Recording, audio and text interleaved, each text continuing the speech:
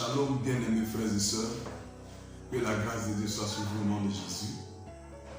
Je suis encore dans la joie de vous retrouver. Bien-aimés, ce matin, j'ai une parole d'espoir pour nous. Une parole d'espoir pour toi et moi. Cette parole d'espoir qui me vient à l'esprit ce matin de Dieu. Oui, bien-aimé, c'est pour te dire que les promesses que Dieu te fait, bien-aimé, ces promesses, il a prévu un temps pour leur réalisation. Ta saison de joie arrivera. Ta saison de gloire arrivera. Ta saison de bonheur arrivera. Tu connaîtras une grande gloire dans le nom de Jésus. Tout ce que Dieu a prévu te donner, il te le donnera. Oui, c'est la vérité. Bien-aimé, quand Dieu a donné une prophétie sur ta vie, laisse-moi te dire que cette prophétie va s'accomplir forcément. Parce que c'est Dieu qui gère le cours de son accomplissement. Il gère le courant de l'existence de la prophétie. C'est lui qui oriente, c'est lui qui dirige. C'est lui qui fait passer la prophétie, ça et là pour t'atteindre. Alors s'il a déclaré une parole, laisse-moi te dire que cette parole va se réaliser forcément. Allons un peu plonger nos regards dans la parole de l'Éternel. Au livre d'Ésaïe 55, à partir du verset 10, la Bible dit: la pluie et la neige tombent du ciel. Elle n'y retourne pas sans avoir produit un résultat. Vous voyez? Elle n'y retourne pas sans avoir produit un résultat. Elle arrose la terre. Elle la rend fertile et font pousser les graines. Ainsi, elle donne des graines à s'aimer et de la nourriture à manger. De la même façon, la parole qui sort de ma bouche ne revient pas à moi, ne revient pas vers moi du moins, sans résultat. Elle réalise ce que je veux, elle accomplit la mission que je lui ai confiée, dit l'Éternel. C'est la version parole de vie.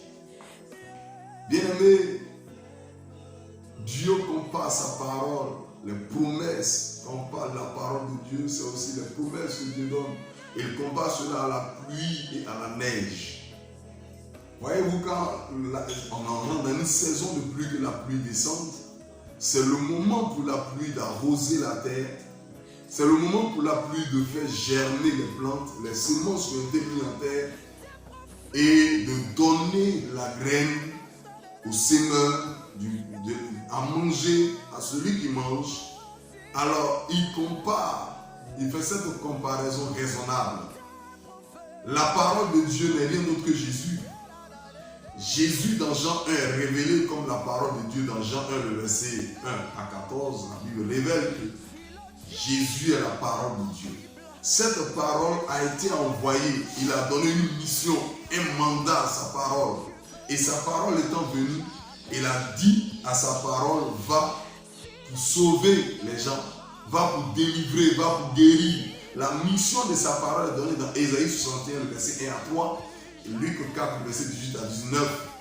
La Bible dit que cette parole est venue pour annoncer la bonne nouvelle aux pauvres, pour guérir ceux qui ont le cœur brisé, libérer les captifs, délivrer les opprimés, donner une année de grâce du Seigneur, guérir. Donc cette parole, Jésus, quand elle est venue, elle a accompli toutes ces choses. Elle ne va pas retourner encore à Dieu, aller à la droite de Dieu sans avoir accompli, parce que c'est ce que la pluie et la neige font.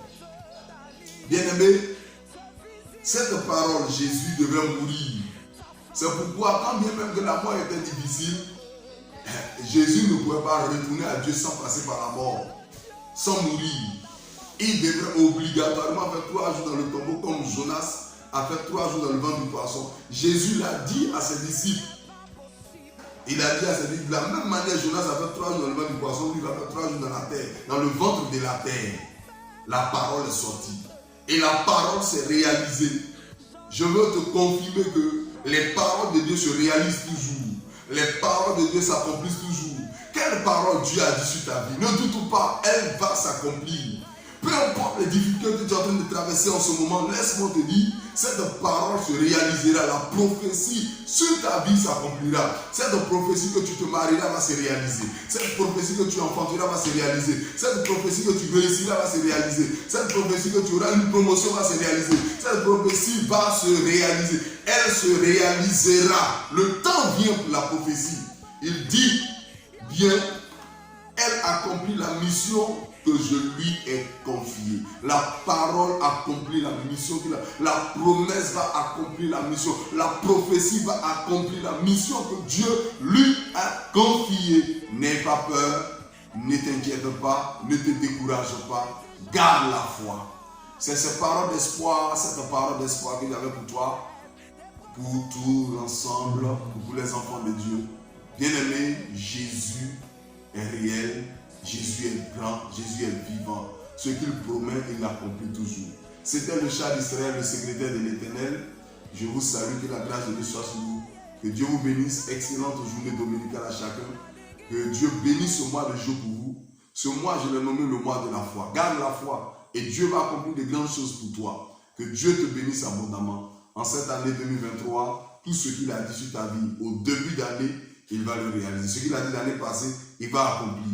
Et tu verras les grandes choses se réaliser dans ta vie pas à pas. Que Dieu te bénisse. Peu importe les souffrances que tu es en train de vivre en ce moment, Jésus ne t'a pas laissé. Il n'abandonne pas. Et même si une mère abandonne son enfant, lui, Dieu, il n'abandonne pas. Que Dieu te bénisse. Que Dieu soit avec toi. Soyez bénis abondamment au nom de Jésus. C'était le secrétaire de l'Éternel. Je vous aime.